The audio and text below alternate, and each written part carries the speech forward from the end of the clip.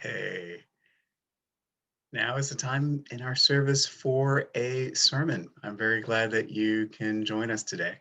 As you can see, we're still in Maine and enjoying some time away, but very glad through the magic of technology that we can connect in this very special way. So um, do sit back and enjoy. Um, I'm really grateful for the opportunity that we have uh, to spend some time away, to be in a different environment, to recharge a little bit during this very strange time in our lives right now with a pandemic that's still unfolding, in a very critical election cycle that is already underway and that seems to be churning so much for us. At times, the excitement and the uncertainty of all of it can really reach a fever pitch, and it can seem quite overwhelming. I know that I feel that way, and I'm sure that others feel that way too. The other thing that can be overwhelming is a sense of isolation and the distancing that we are experiencing right now, all of which can seem quite without end. I just want to say a little bit about that before beginning. You know, Kate and I were really struck last week during the joys and sorrows when Caroline Scott um, shared that a very deep sorrow about the news of a young woman who ended her life by suicide, I guess the week prior. This young woman clearly was overwhelmed, and her family must have been under some really unfortunate stress. And I can imagine that uh, that young woman was overcome by an incredible sense of grief and loss. And my heart goes out to her family and all those who knew and loved her. I can relate to that sense of profound disappointment that has come to really define this moment that we are in. And I just want to say to anyone who's feeling that sense of helplessness or endlessness, this period has this kind of interminable quality to it. To anyone who's feeling a real sense of desperation, like there's no hope for a way out, I want you to know too that I felt that way at times, and that no one should have to suffer through all of that alone. And I want to say that if you are experiencing that sense of helplessness, again, that you are not alone and you are not wrong for having those feelings. Many people have been there, and many people um, are able to become bigger than the experiences that is causing so much distress. And you can become bigger than the experiences too. If you are a parent to a child or an adolescent who's having a hard time with the changes and the disruptions of this pandemic, please don't feel like you have to shoulder this burden alone. And don't be ashamed of asking for help. Please reach out for help. I'm here. There are so many people who are just a phone call, a text message, an email away. And again, I just want to emphasize that you don't have to go through this alone. There is a resource that I want to share with you right now. It's the number to the National Suicide Prevention Hotline. They are available 24 hours a day, 7 days a week. And that's a really good place to go, a first place to go for support and resources if you're dealing with a sense of hopelessness. That number is 800 273 8255. Again, that number is 800 273 8255. If you forget it, just call me. In all cases, know that we will get through this together, that we are committed to being here for each other. That's part of our covenant as a faith-based community. And I promise that we will make it through this together. And lastly, I hope that each and every person in their own capacity um, If you don't need support, be a support to someone else. I hope that we can all be a blessing in big and small ways to other people and to ourselves, and that we can be both gentle and gracious during this challenging time that we are all having. And again, we are all in this together. Whatever feelings that you're having about this moment, these things, all of these things, they will pass. This moment will pass. And we all have a future that's greater than this present. And I want us to all be here to experience that together. So, there really isn't a way to get far away from the difficulties of this moment. I think that we all realize this, that it seeps into all aspects of our lives. Some might see our time together, this really interesting interlude that we have on Sunday as a means of escape. Um, but I think it's important to say that we do ourselves a great disservice if we try to escape the moment, any moment, um, even though I know that the longing to escape is a very strong one.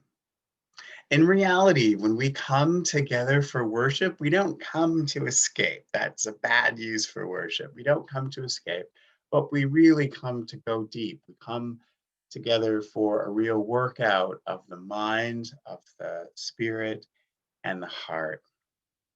And it's important from time to time to be reminded of that. It's also important to say that we really can't go back in the past. We can't go back to the way that things used to be, but we can go forward. We can go forward differently. We can go forward better. We can go forward taking the experiences of our past and using those experiences as a kind of springboard into a brighter tomorrow.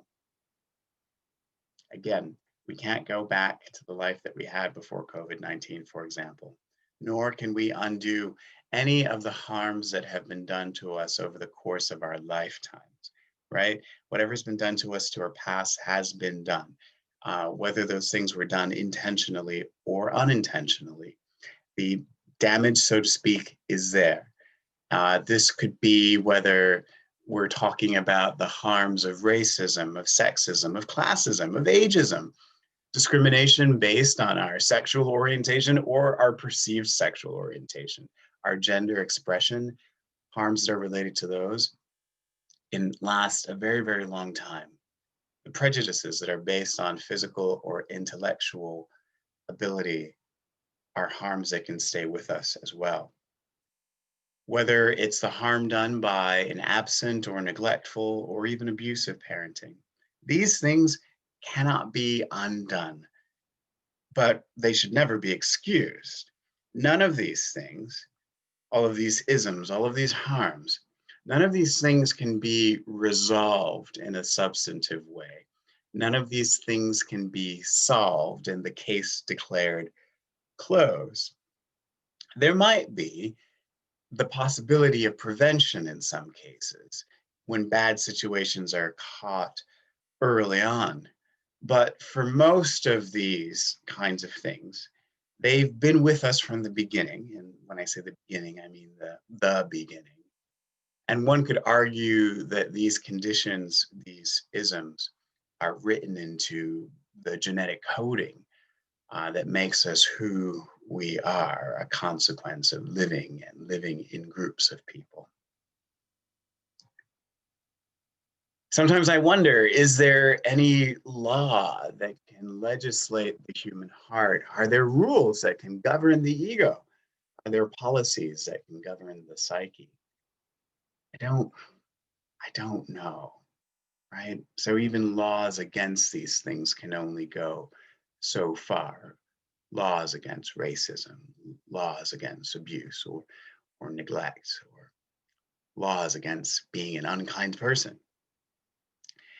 Um, these are things that are very difficult to regulate.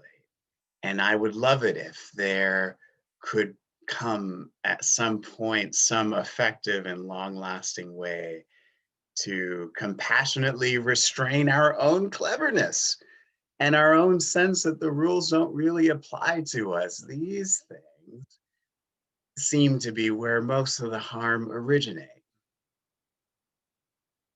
The harm that we do to ourselves and the harm that we do to others often begin in the ego and in the mind.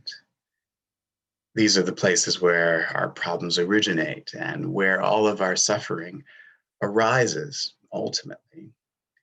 And I believe that we are ultimately wasting our time if we're trying to find solutions to those problems that originate in the ego and in the mind. Those intractable problems, they are really hard. These problems are hard. The problems in our lives, the problems in our society, we'll never solve those problems if we're trying to use present needs. And perhaps it's the case that solutions cannot be found. Now, in saying this, I'm not saying that we should embrace, nor am I advocating for a pessimistic worldview. Quite to the contrary, we must continue to work for a fairer and more equitable society, despite our long track record of not being able to achieve it. We must continue to demand justice because that is what our world needs. It may be an effort that won't produce results, but we must still do it. We must continue to vote with our conscience as our guide, and we must do what we can to avoid the well-intended ministerings of our wallet, and those are bad guides, and also the false prophets of financial doom and gloom, though they are often very compelling. But we must not think that these alone, our fight, our advocacy, our willingness to be guided by conscience, we must not think that these ultimately will solve all of our problems. Again, we don't need to abandon all hope. Again, we don't need to give up on this life. I do not want anyone to take that away from this sermon. But we need to become greater than the present circumstances. And we accomplish this by not allowing ourselves to become too attached to specific outcomes, to specific candidates, to specific movements. Our longing, and ultimately that's the thing that motivates us, must be for something more than mere solutions, the quick fixes, or the lesser of two evils. The lesser of two evils is still quite bad. What we must do is, again, using that longing, that sense of homesickness, that sense even of regret, we must use it as a kind of motivation to connect more deeply with a sense of unity in our experiences. We have to unify all of these disparate parts in some way. And this is to say a kind of integration, a sense of vision that these parts are necessary to the whole, perhaps even essential. And so I ask you, what is the red thread that can hold all of these things together? And how might we find it? Now I'm going to ask you to hang in there with me because we are going to go on a wild and strange ride. We often do, and we always get to the other side, but this is going to be a wild one. So as we look at the world today, we can clearly see that it has been the quick fixes, the most expedient means, the good intentions that have ultimately got us into the mess that we are in today, with a society, the society that we find ourselves in, roiling in a sense of us versus them. This is a cycle of despair, And it is one that is tearing apart individuals, it is tearing apart families, it is tearing entire communities apart. And it is ultimately radicalizing all of us. Let's remember that the finger pointing outwards is often concealing the four fingers that are pointing right back at us. Tribalization is happening everywhere, and it is causing us to fear this tribalism. This tribalism is causing us to fear, and in some cases, to expect the very worst and to prepare for that worst that we imagine. It's a situation where brothers against brothers, sister is against sister, parent against child, neighbors. Our neighbors have all become suspects in this new paradigm. And you know what's interesting about this context that we find ourselves in today? It's that we might think that things have never gotten this bad before, but we would actually be wrong in thinking that. This context that we find ourselves in today is actually remarkably similar to the context of the Prophet Muhammad, peace be upon him. The Prophet Muhammad in 7th century Arabia. Now you might be wondering, what does modern day New England, what does the modern day United States have to do with 7th century Arabia? Well, I'm going to tell you, it was a pretty wild place, but folks found a way. The Arabia of the 7th century, before the founding of the religion Islam, was a very challenging place to be, a place rife with tribalism, with animosities, with suspicion. Now, the word Islam itself means submission, with the idea that one is submitting oneself to the higher authority of God, or Allah. And the word itself is derived from the Arabic word for peace, which is salam, Islam, salam, Islam, salam, the word for peace. Islam, salam. Islam has always had a great resonance for me, and that goes back to my days as a baby minister in seminary in New York City. One of the courses that we had to take there was called Religions in the City, and that's where we explored houses of worship all over. One of our visits took us to an African American mosque in Harlem. And in that mosque, I was able to experience something incredibly beautiful, experience the Muslim form of prayer, which is a real embodied experience. It involves moving from the standing position and kneeling down, touching your head to the floor. And we practice these salats, these prayers with our Muslim brothers in this case. At the mosque, and it was something that was very moving. Many of us have experienced that here in Grafton and Upton through our relationship with the mosque in Smithfield, Rhode Island, and more closer to home, the Worcester Islamic Center, where many of our members have joined in Friday evening prayers and other programs to build greater understanding between all communities. And I'm very proud of the work that we're doing here in Grafton and Upton, and proud that I can bring others along in building bridges to different communities. You see, it's really important that we learn to look beyond ourselves for answers and to gain insight from the experiences of others when and where we can, and always in a respectful manner. So again, the religion of Islam, the religion of peace, of submission, is a tradition that we can learn a great deal from. So a little bit of history.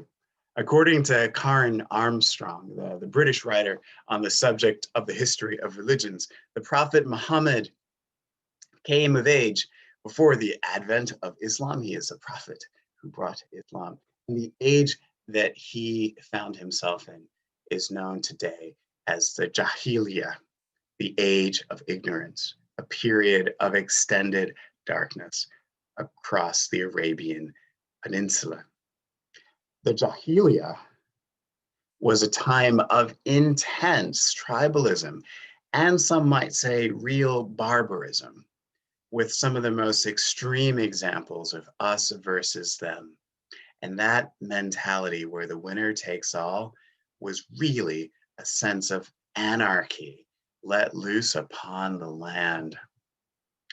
Armstrong writes in her book, Muhammad, a Prophet for Our Time, that his life, these are her words, his life was a tireless campaign against greed, against injustice, and arrogance. He realized that Arabia was at a turning point and that the old ways of thinking would no longer suffice. So he wore himself out in a creative effort to evolve an entirely new solution, end quote. Armstrong describes this pre-Islamic Arabia as a time of the very beginnings of a capitalist system, a system of trade that concentrated extreme wealth in the hands of very few wealthy trading families in the important market cities of Mecca and Medina in what is modern-day Saudi Arabia. This left a great many Arabs, mostly Bedouins, semi-nomadic farmers, in the very difficult position of being forced to raid each other's stores for supplies and being bound to exact blood vengeance for those raids and other perceived wrongs. It was a brutal and unforgiving system. Compassion only existed between tribes, when it existed at all. It was a very harsh system, especially for women and for children. In a review of books in the New York Times, the columnist Lori Goldstein writes that Muhammad is both a mystic touched by God on a mountaintop and a canny political and social reformer. This is Lori Goldstein's analysis of Karen Armstrong's book. She writes, he preached loyalty to God rather than to tribe, reconciliation rather than retaliation, care for orphans and the poor, and in many ways, empowerment for women, which will be a surprise to some, I think. The Quran, the holy book of Islam, gave women property rights. It freed orphans from the obligation to marry their guardians. These were radical changes at the time, she writes, when women were traded like camels. And this was true in the Christian world of that century as well. Now, the part that I want us to maybe zero in on is this loyalty to God. Let's spend some time there and think about how we might expand that concept just a little bit. Loyalty to God is in essence a longing for something greater, and it's a commitment to that thing. Now, whatever that essential thing is to you, be it a higher power or even a higher principle in this life, it is the longing for that thing that makes it possible for us to rise above the circumstances we find ourselves in, the circumstances of our current relationships even. That longing, our theme for the month, causes us not only to want more, but in essence, to become more. And that is really important. For us, that greater thing that we might long for, that greater thing that we might ally ourselves to, is peace, a peace that surpasses all understanding. And we might find that peace in a submission, if you will, to our highest principles rather than to our egos. So often we are more in a position of submission to our raging ego. And what a raging, unforgiving master that our egos can become, rather than submitting ourselves to our highest principles, which might guide us in a very different kind of direction. Now, the religion of the Prophet, peace be upon him, is Islam.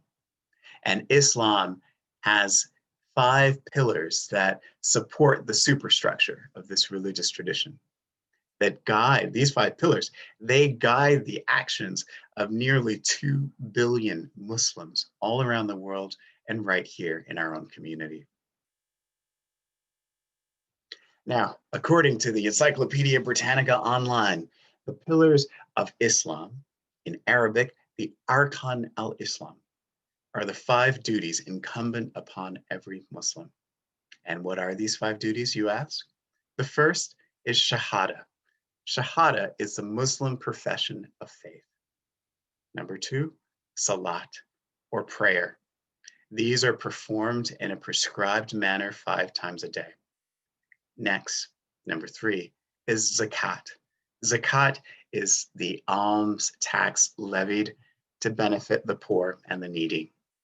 Number 4 is Swam. Swam is fasting during the month of Ramadan.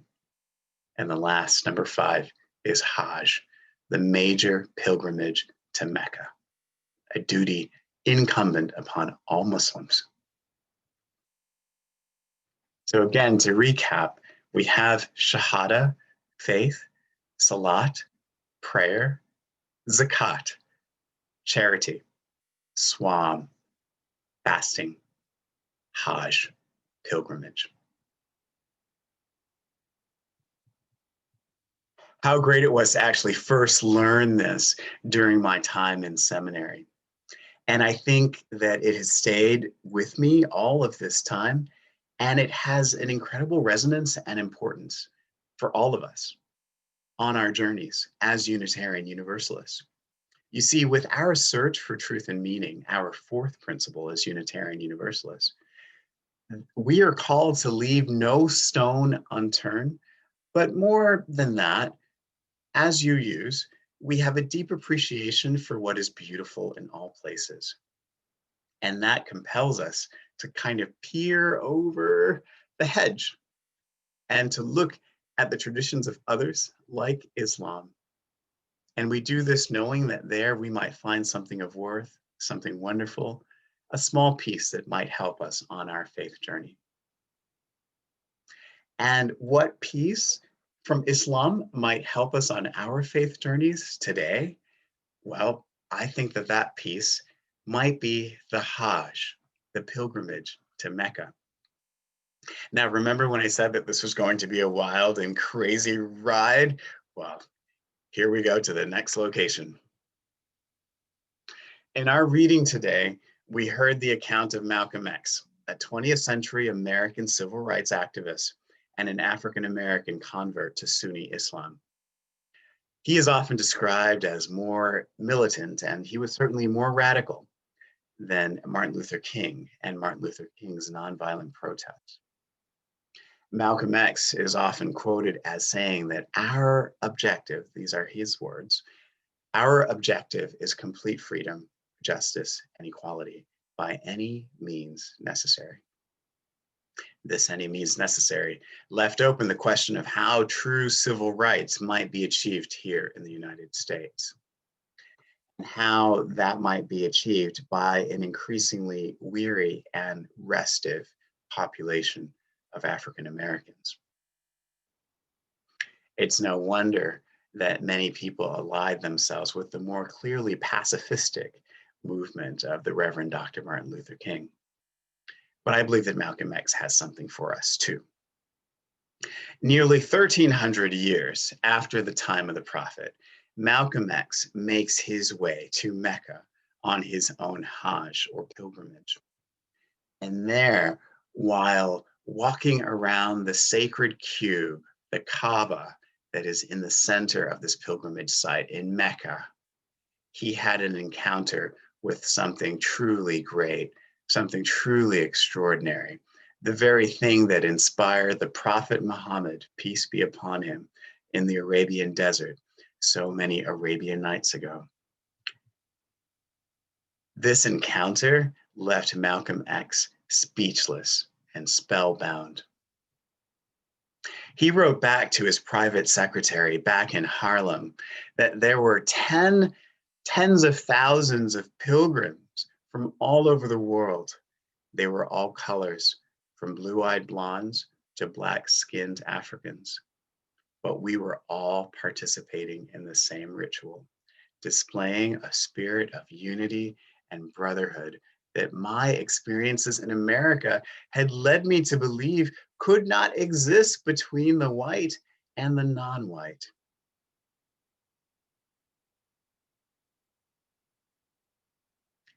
And there we have it, from warring, desperate tribes 1,300 years ago in the desert to a modern day epicenter of unity and brotherhood for the whole world in the city of Mecca.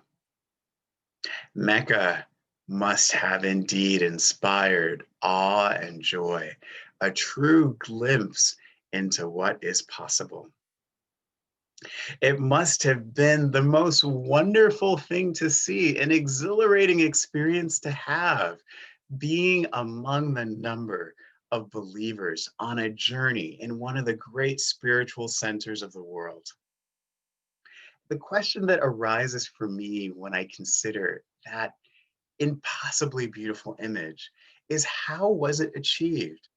How did they arrive at that sense of peace and unity, the one that we so fervently long for today?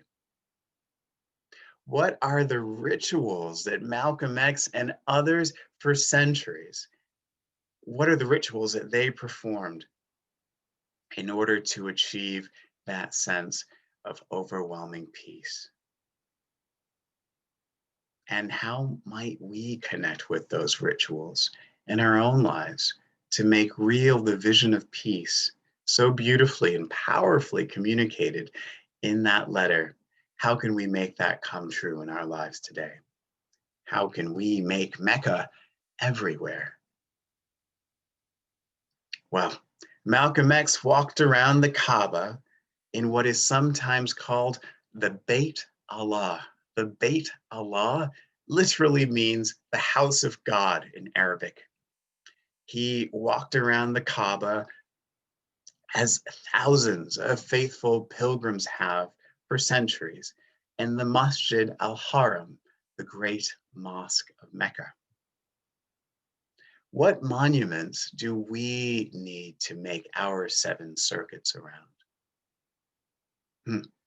Malcolm X drank from the waters of Zamzam, which is a sacred well in the great mosque. What are the sacred wells that we need to drink from today? Malcolm X said his prayers on top of Mount Arafat. Which mountains do we need to climb in order to gain the perspective that we need?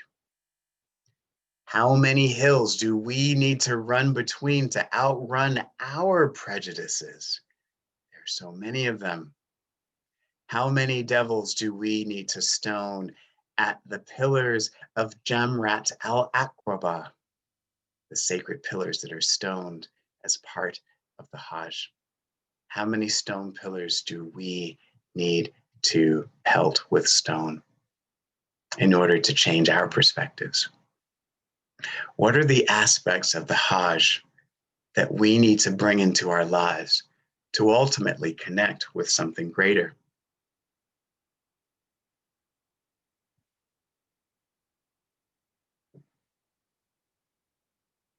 As Unitarian Universalists, as a human race, we need to find ways to connect to that greater thing. We need to find ways to journey together in that search for truth and meaning. And we must allow that journey to take us to unexpected places. And perhaps the most unexpected place that our faith journey might take us to is a field out beyond ideas of wrongdoing and right doing. When the soul lies down in the grass in that field, the world is too full to talk about. Our journeys might take us to a field where a great Sufi once said, ideas, language, even the phrase each other don't make any sense. Let's go to that field together. Let's unite ourselves to something greater. Let's become bigger than the problems of this moment. And in so doing, let's find that peace that surpasses all understanding. And so, my friends, let's make it so. Amen.